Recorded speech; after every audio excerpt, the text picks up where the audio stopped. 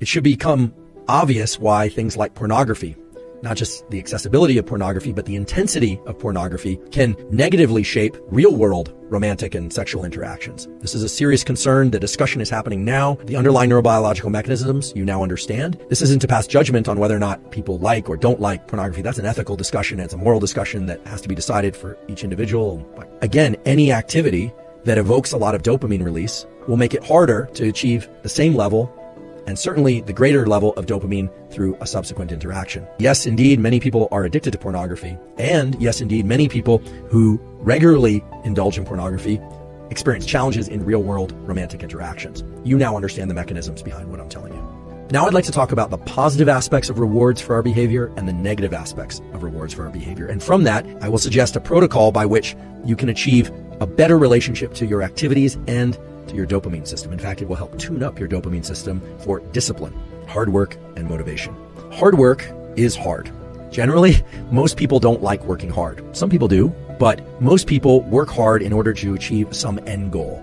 End goals are terrific and rewards are terrific, whether or not they are monetary, social, or any kind. Because of the way that dopamine relates to our perception of time, working hard at something for sake of a reward that comes afterward can make the hard work much more challenging and make us much less likely to lean into hard work in the future. Let me give you a couple examples by way of data and experiments.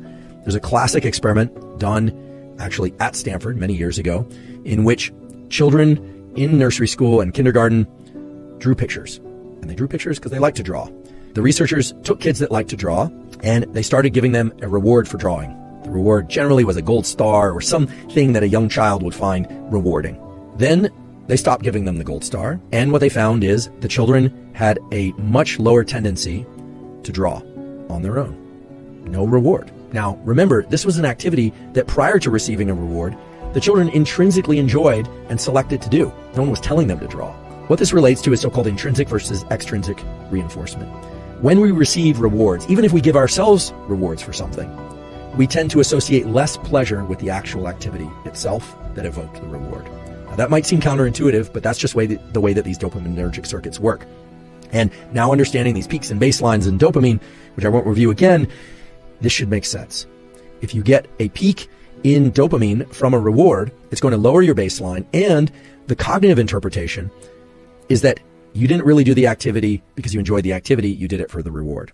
Now, this doesn't mean all rewards of all kinds are bad, but it's also important to understand that dopamine controls our perception of time. When and how much dopamine we experience is the way that we carve up what we call our experience of time. When we engage in an activity, let's say school or hard work of any kind or exercise, because of the reward we are going to give ourselves or receive at the end, the trophy, the sundae, the meal, whatever it happens to be, we actually are extending the time bin over which we are analyzing or perceiving that experience.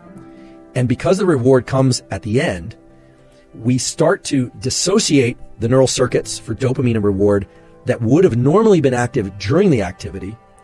And because it all arrives at the end, over time, we have the experience of less and less pleasure from that particular activity while we're doing it. Now, this is the antithesis of growth mindset. My colleague at Stanford, Carol Dweck, as many of you know, has come up with this incredible theory and principle, and it actually goes beyond theory and principle, called growth mindset, which is this striving to be better, to be in this mindset of I'm not there yet, but striving itself is the end goal. And that, of course, delivers you to tremendous performance. It's been observed over and over and over again that people that have growth mindset, kids that have growth mindset, end up performing very well because they're focused on the effort itself. And all of us can cultivate growth mindset. The neural mechanism of cultivating growth mindset involves learning to access the rewards from effort and doing.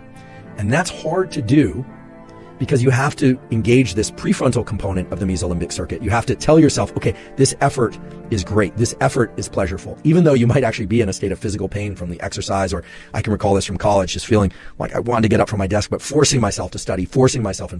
What you find over time is that you can start to associate a dopamine release. You can evoke dopamine release from the friction and the challenge that you happen to be in.